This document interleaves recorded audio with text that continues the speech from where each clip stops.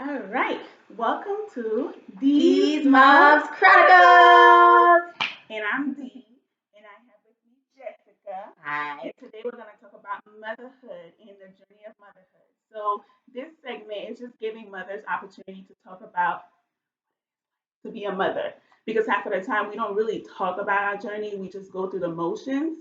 So, I have my friend with me, New Yorkers, woo woo, Long and Island. yeah, oh, you know. Yeah, you strong?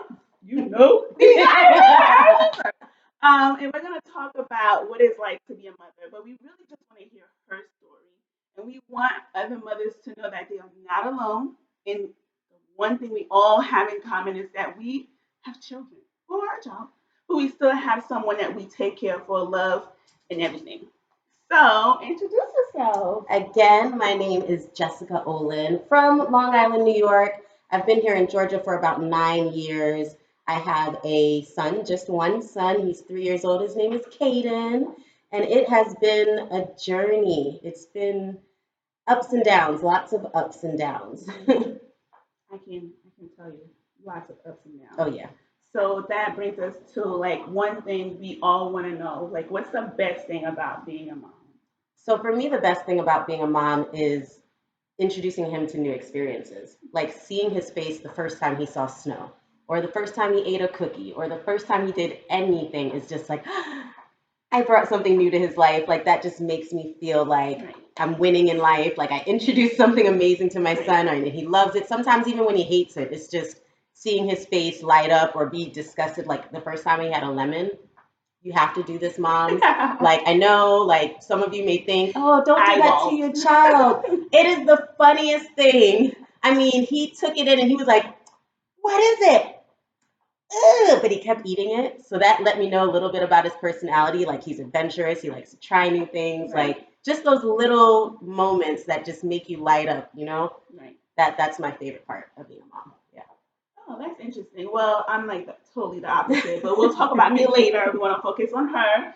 So I've been watching a lot of segments on YouTube or Instagram, Facebook Live, and they just show me like the positive part of mom. Like, and I'm like in my head, that's not quite accurate. So let's talk about the challenging part There are a lot of of being a mother. challenges. You know, everyone talks about the joys of being a mother, but there are a lot of challenges in it too. I myself am a single mother. His father, of course, is around, sees him, helps out, but the load is on my shoulders. Like, I'm with him every morning. I wake him up, I bring him to school, I feed him, I do everything. So that's a struggle when you don't have a partner to kind of share that load with. But for me, the hardest part are his tantrums. And he doesn't have a lot of tantrums, but when he does, it is the most angry, the most targeted towards mom because I'm the only parent that he's with most of the time. It's all on me. It's, Right. I don't like you, mommy. You're a mean mommy. And I'm just like, oh my God. Like, this is just, what do you mean? I gave you what you wanted. But you have to kind of stay the course because you know that you're doing what's best for your child. Like I'm very strict with candy. You know, every now and then I'll let him have candy, but I'm very strict with it. But his father, on the other hand, you want a lollipop here, you want this here. Right. So it's hard to find that balance. But yeah, definitely his tantrums and when he's not very happy with me is difficult. Yeah.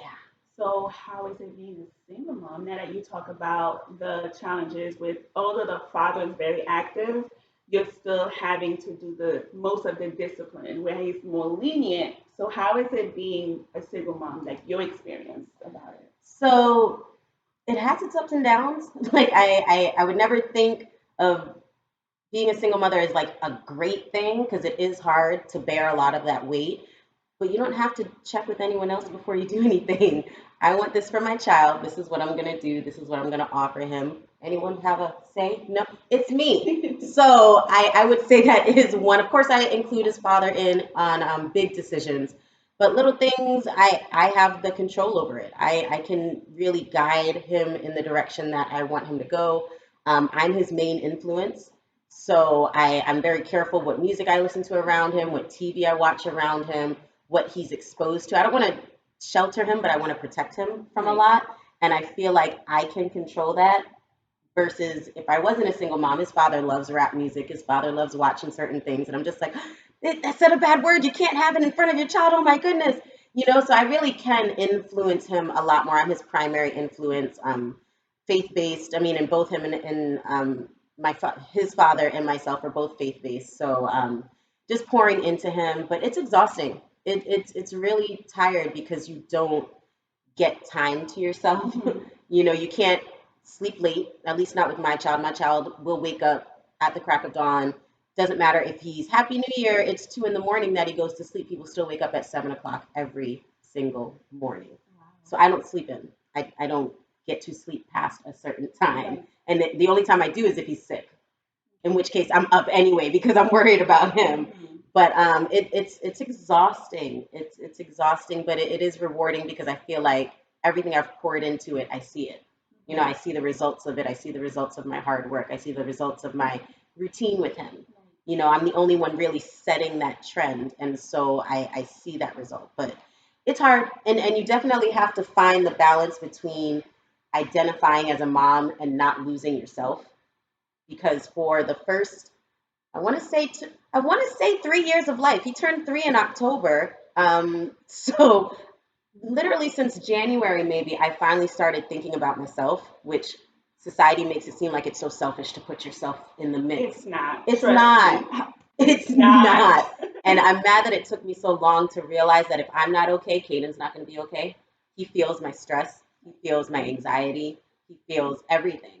And so, I started taking care of myself. So I got certified in yoga because yoga is something that I know relaxes me. It keeps my body limber. It really does calm my mind. And not only is it yoga, but it's Christian yoga. So I got certified in that. So Join her hey, class. It's join my amazing. class. You'll find her on Facebook. Yes. We'll put her Facebook, IG, and everything so you guys can Let me join know. when it's available. Yes, I'm still working on it, y'all. But it's okay to take care of yourself. It's fine with that. Like even after work, I dedicate an hour to myself. Like Caden's daycare doesn't let out until 6. I don't let him stay that long.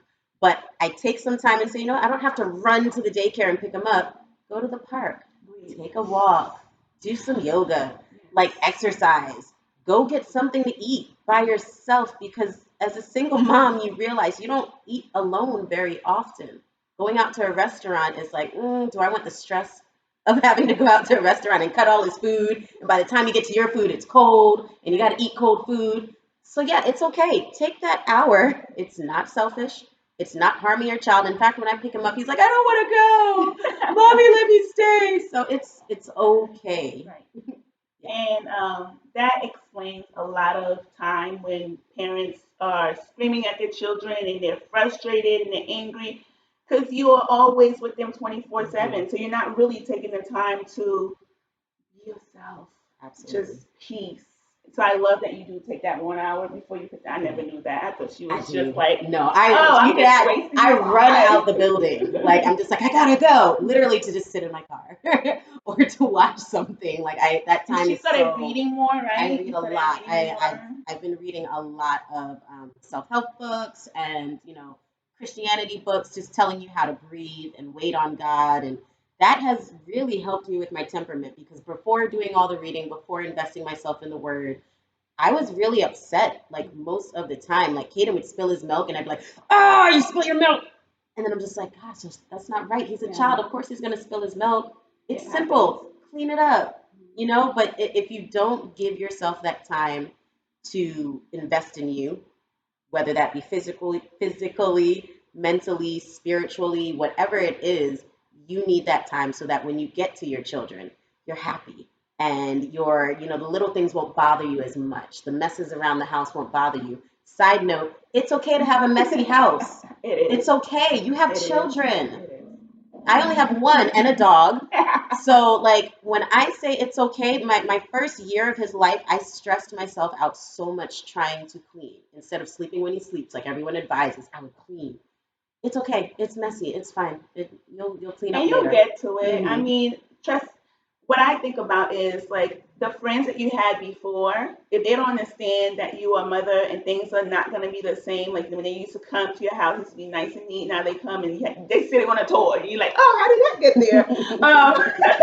And they're just judging you by it. They're just not your friends. They just Yeah. don't understand yet. Let's Yeah. say that they don't understand yet. So let's talk about your birth story. How did that go?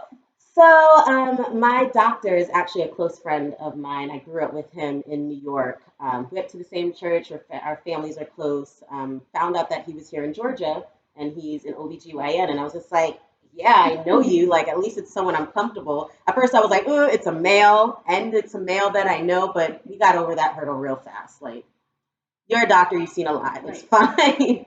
fine. So he worked really well with me. He's also a Christian, so we prayed a lot in the room together. Like he was fine with me bringing my worship music in. The only thing I didn't like was that I felt like as a man he didn't really understand Mhm. me and what I was going through as much.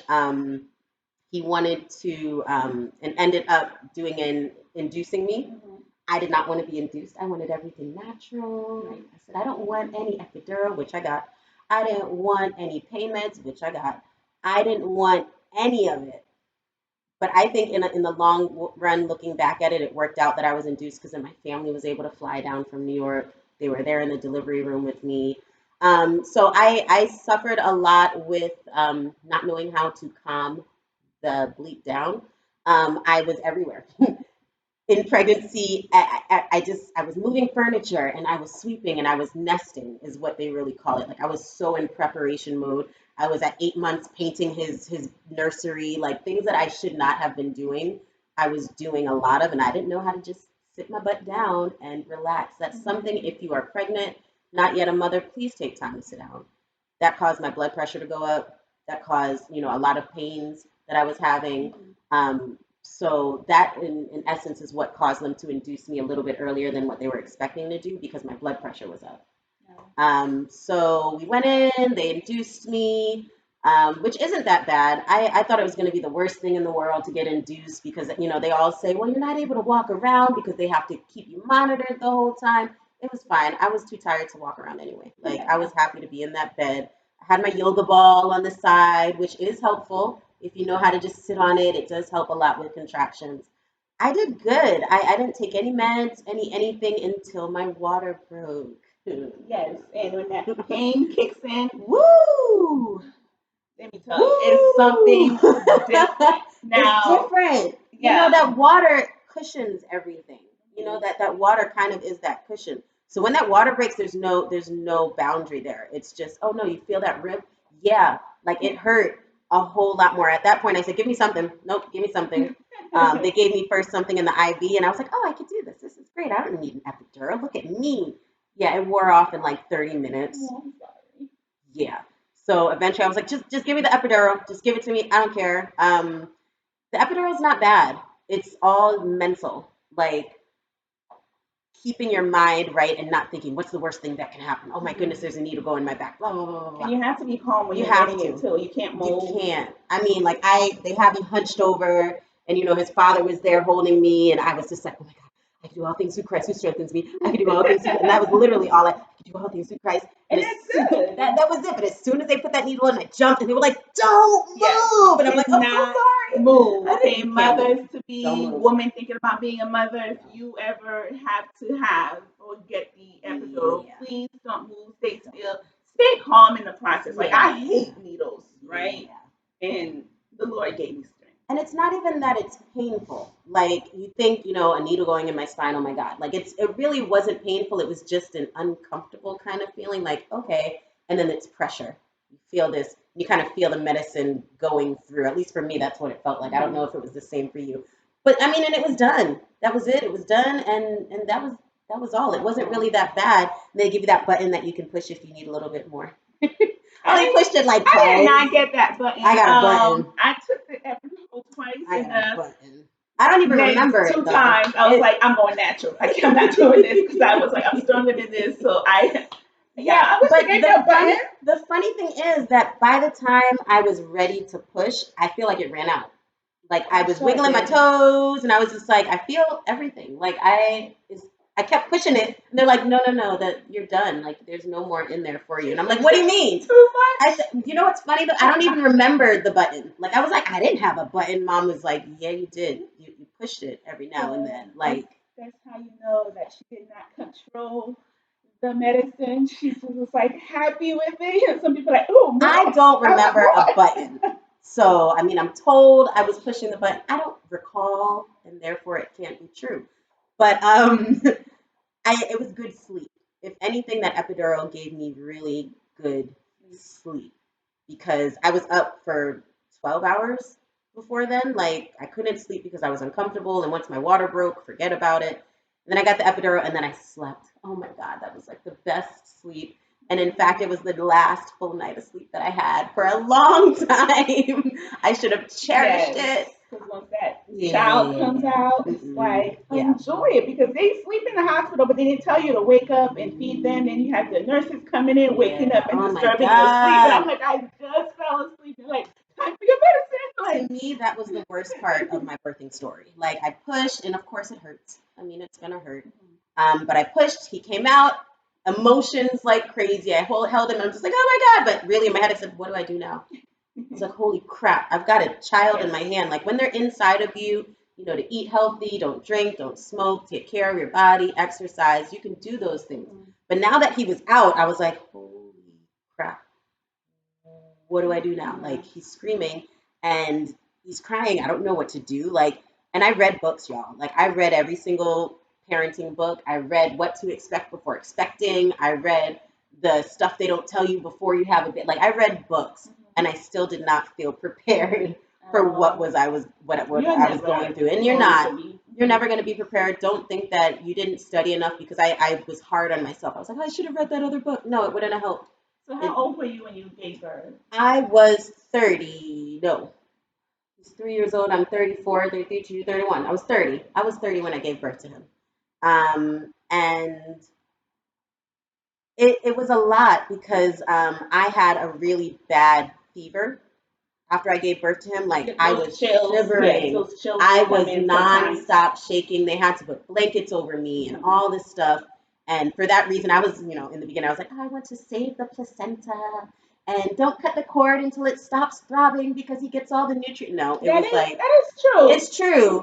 But because of my fever, they couldn't save the placenta. They had to, which by the way, birthing the placenta, That's to me, honestly, 100%. I hate it's that worse than part. pushing out the baby. I prefer pushing out the baby, but Oh. because I was pushing out placenta, and then after that, if you tear, they have to like do other things. I could not focus. It's like skin to skin, mom, skin to skin. I'm like, what are you Yeah. doing down Yeah, yeah, there? yeah. It was That's like, why. oh, you have your baby, but they're shoving on your Right. stomach, which they have to do. I thought I was ready to curse that nurse out because I'm like, what are you doing? They have I to felt the push same. the placenta out. They have to make sure all your organs are good. Like, don't get mad at your nurses. Like, if you do, I think they're sweet enough and kind enough and understand your position emotionally and physically. But it's they have to do it. To me, that was worse than pushing the baby out. At least when I pushed him out, I was like, yay! But everything else, like, and then they come in every few hours to push on your stomach some more.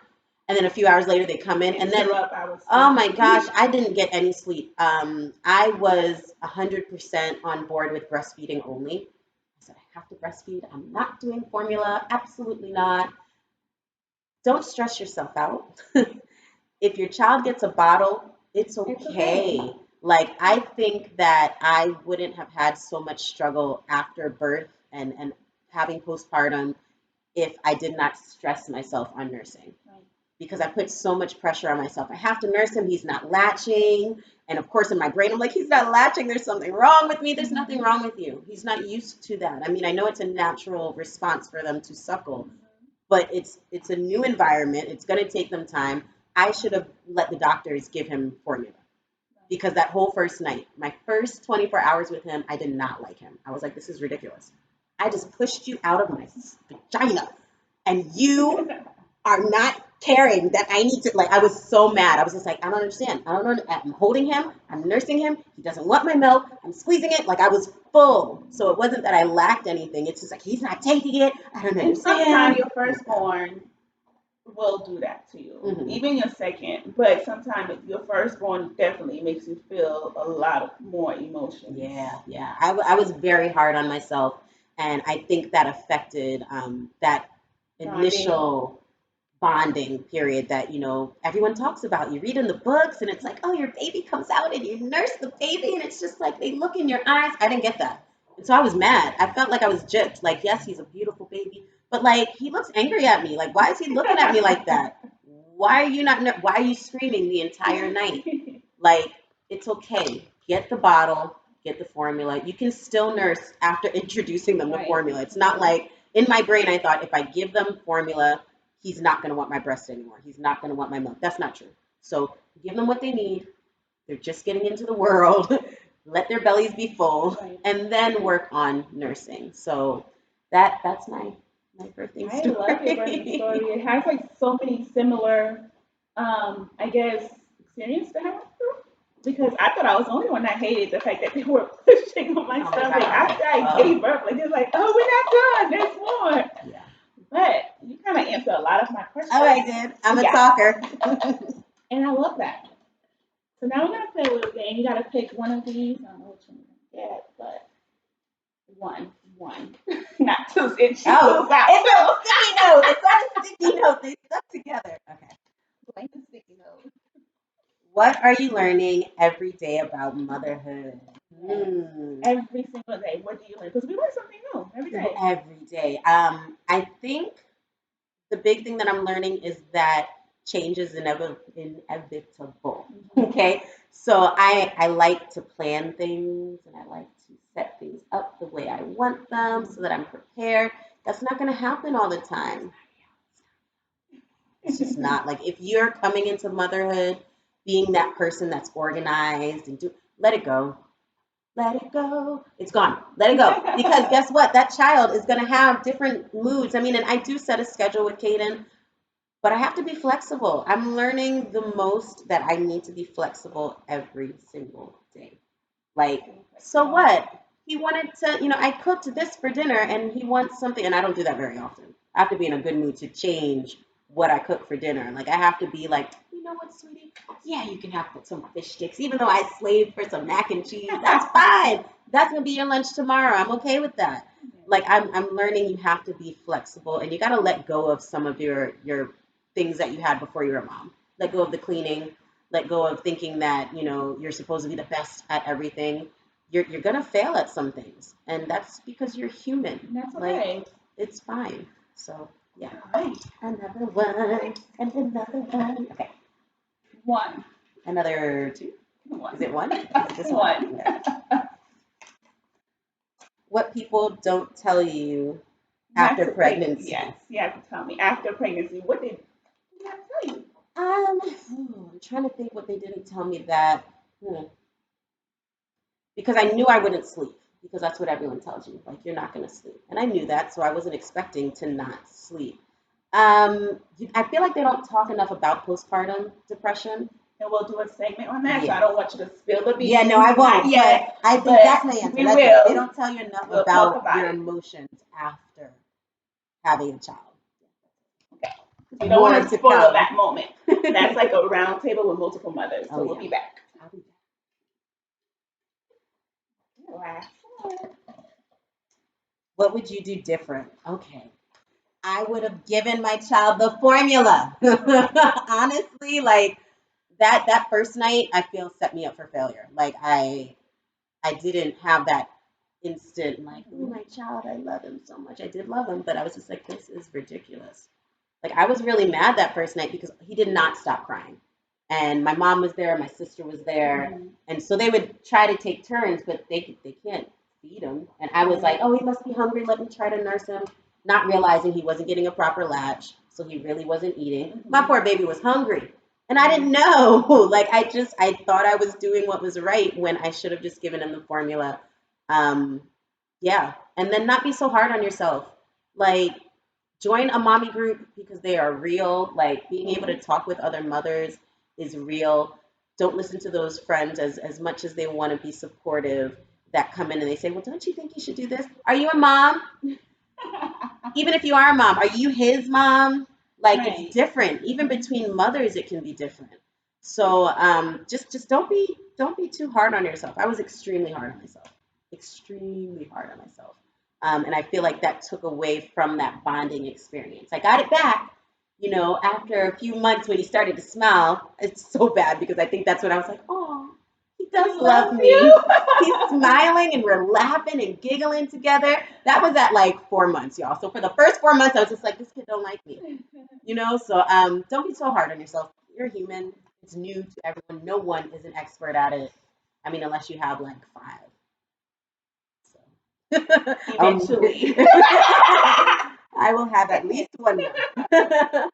Well, at least you know that when you have another one, that you would have that experience to know what to expect. Oh yeah. But even with another one, it's not the Just same. get easier. I'm just gonna tell you from now from experience, it's not the same with another one. And I had another boy, and he was totally different. He made it seem like I was the best mommy ever, while my first one just, you know, he just survived. He survived me trying to learn him and him trying to learn me.